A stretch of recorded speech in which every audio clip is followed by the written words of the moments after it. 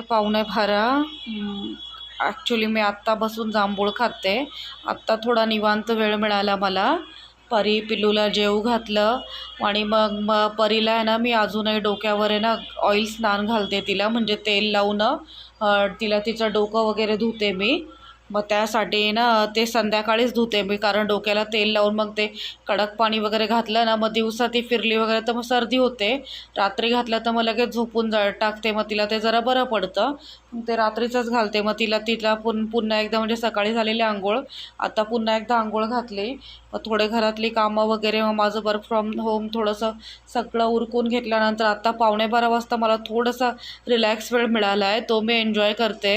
आता छान असं मस्त बसून जांभूळ खाते. मला जांभूळ प्रचंड आवडतात आणि मी प्रेग्नेन्सीमध्ये ना दोन्ही वेळे प्रेग्नेन्सीमध्ये भरपूर जांभूळ खाल्लेली आणि मला खूप खूप जास्त आवडतात. तेवढं हेल्दीही असतात जांभूळ खाणे.